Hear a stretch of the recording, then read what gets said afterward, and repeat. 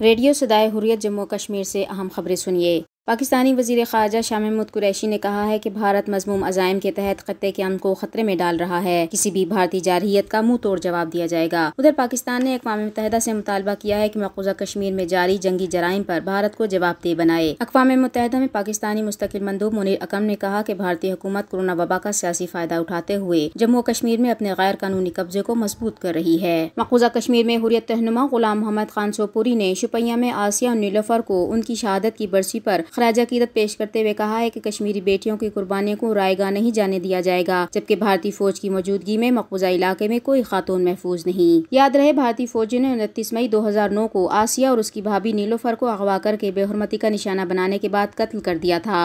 मक़बूज़ा कश्मीर की high court ने high court bar association के सदर मियां अब्दुल क़य्यूम की काले कानून पब्लिक सेफ्टी एक्ट के तहत गैर कानूनी नजरबंदी कलअदम करार देने की अपील खारिज कर दी है। मक़बूज़ा कश्मीर में भारतीय फौज की तरफ से कोलगाम, इस्लामाबाद, शुपैया, पुलवामा, कुपवाड़ा दीगर इलाकों में तलाशी और मुहासरे की कार्रवाइयां अंजाम दी गयी। पुलवामा में फौजी कार्रवाई के दौरान कार को धमाके से उड़ा दिया गया और मुतअद्दिद घरों को नुकसान भी पहुँचाया गया। उधर हिंदवाड़ा में 2 नौजवानों को गिरफ्तार करके उन पर मुजाहिदीन की आनतकार होने का इल्जाम आयद किया गया है। दूसरी तरफ काबिज इंतजामिया ने आज़ादी पसंद कश्मीरियों को, जिन्हें पहले से ही फौजी महासिर और कोरोना वबा का सामना है, मजीद इंतकामी कार्रवाइयों का निशाना बनाने के लिए तेज रफ्तार इंटरनेट की बंदिश में 17 जून तक तोसी कर दी है। साबिक भारतीय army chief general retired VP Malik ने कहा है कि चीन और भारत के दरमियान सरहदी कशीदगी कम करने के लिए फौजी सतह पर कोशिशें नाकाम हो गई हैं। अब शायद ये मामला सियासी और सफारती सतह पर ही हल हो सके। उन्होंने एक इंटरव्यू में इस बात का एतराफ़ किया कि भारत और चीन के दरमियान कशीदगी की एक वजह मोदी हुकूमत के हाथों मक़बूज़ा कश्मीर की मुतनाज़ा हैसियत खत्म और आईनी ढांचे में तब्दीली भी हो सकती है। खबरें खत्म हुई।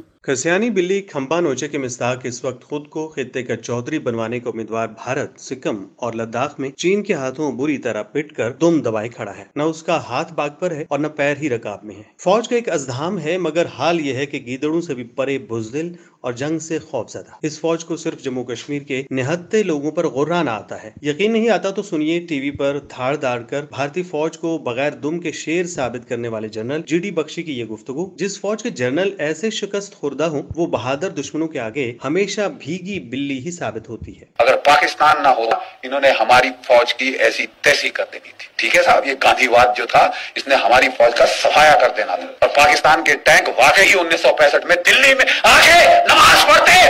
ये इस किस्म की ट्रेजेडी हमारे साथ हुई। और एक भगवान का लाख शुक्र है पाकिस्तान का, जिसने हमको लड़ना सिखाया। मार लगाता रहा जब तक कि लड़ने को राजी नहीं हुए अपनी जान बचाने के लिए। और दूसरा, एक चीन की पीपल्स लिबरेशन आर्मी 1962 में उन्होंने ऐसी करारी लात मारी कि नेहरू परिवार का जो उस वक्त हाल था, कभी अमेरिका को अपनी ट्रूप्स भेजो, अपने जहाज भेजो। बोलिए आपकी एयरफोर्स कहाँ है? आपने लगाई? तुम्हारे पास इतनी बड़ी एयरफोर्स है, तुमने लगाई? 1962